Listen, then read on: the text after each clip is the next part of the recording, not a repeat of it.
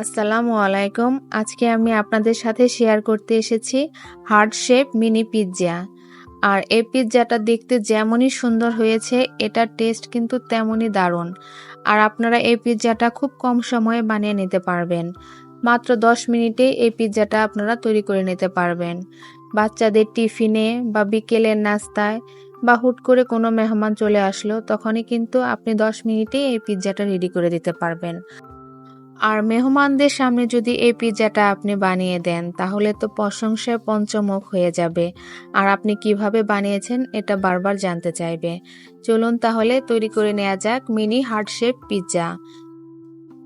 প্রথমে এখানে আমি বড় সাইজের পাউরুটি নিয়ে নিয়েছি। আর পাউরুটি তো সবসময় আমাদের সবার বাসায় কম বেশি থাকেই।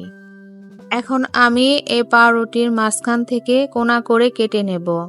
আর কেটে নেওয়া হয়ে গেলে রাইস কুকারের যে উপরে একটা স্ট্যান্ড থাকে ছিদ্র ছিদ্র, ওটার মধ্যে পাউরুটিগুলো সুন্দরভাবে দিয়ে নেব।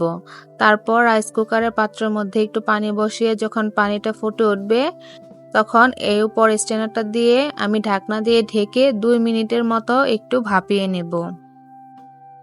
তো দেখতেই পারছেন আমি 2 মিনিটের মতো ভাপিয়ে নিয়েছি। উপর দিয়ে যখন পানির বাষ্পটা উঠে আসবে তখনই নামিয়ে নেব। তারপর আমি এক টুকরা রুটি নিয়ে এটাকে মাঝখানে একটু চাপ দিয়ে 2 সাইড থেকে হার্ট শেপ করে নেব। এটা কিন্তু বলে বোঝানোর মতো না, আপনাদেরকে দেখেই বুঝে নিতে হবে।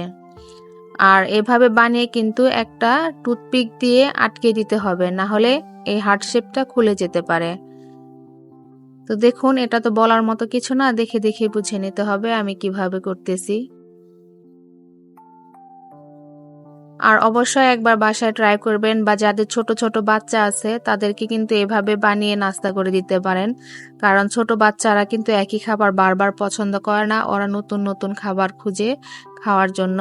আর নতুন কিছু দিলে কিন্তু অনেক পছন্দ করে আর খেতেও অনেক আগ্রহ দেখায়। আমি আরেকটা হার্ট শেপ বানিয়ে দেখাচ্ছি। দেখুন, এটা কিন্তু বানানো একদমই সহজ, খুব সহজে কম সময়ে বানিয়ে নিতে পারবেন।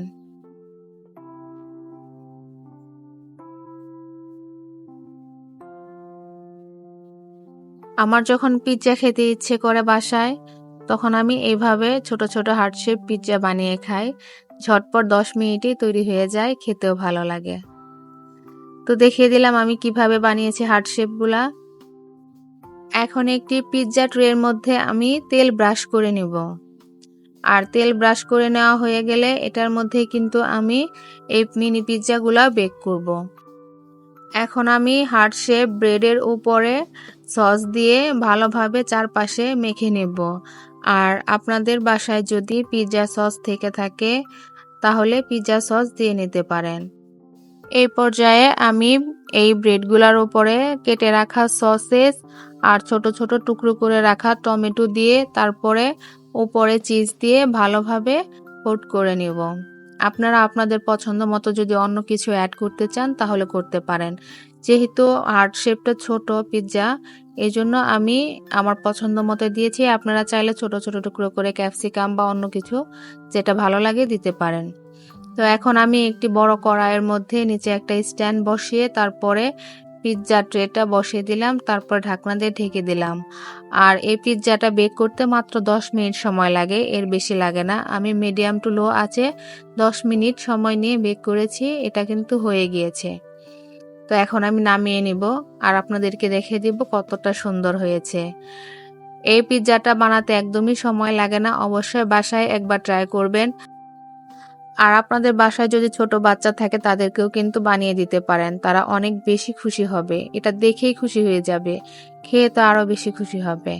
তো আমার এই রেসিপিটি যদি আপনাদের ভালো লেগে থাকে অবশ্যই একটি লাইক এবং কমেন্ট করে দিবেন। আর আমার চ্যানেলের সাথে থাকবেন এই ধরনের সহজ সহজ ভিডিও দেখার জন্য। ভালো থাকবেন সবাই, আল্লাহ হাফেজ।